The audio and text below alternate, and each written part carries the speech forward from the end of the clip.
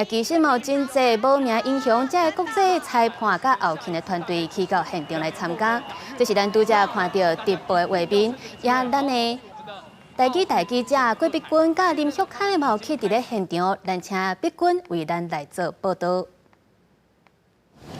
是咱奥运代表团的即摆第8个奥运是创下2块金牌、5块铜牌好成绩。也那伫即摆影响奥运游行进程呢，是先伫总统府内底接受总统赖清德的接见，而且是先进行这个影响 party 的活动。咱来看早前的画面。那第一个呢，要感谢全体的奥运英雄，在整个过程当中，你们展现你们的无畏的勇气。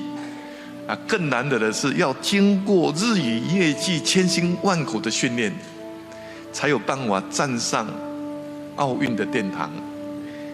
你们那种拼劲精神，不管有没有得奖，每一个都是台湾之光，每一个都是国家英雄。感谢你们，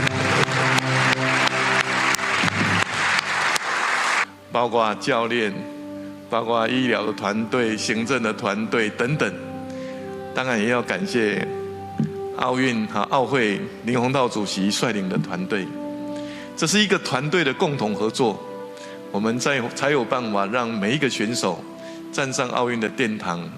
伫府内车厅的检问，也有抢听的party现场，回龙的胜利通道到大礼堂，拢经过特别设计。总统赖清德甲副总统萧美琴拢出席，就是希望互选手留下深刻的印象。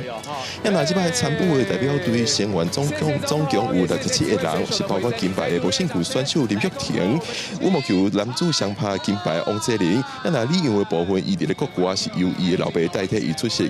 也那唔通袂记咧，也阁有教练、防护员，也阁有国际裁判等等，拢参与即摆游行 party 活动。以上是公司第1台记者来自总统府头前的连线报道。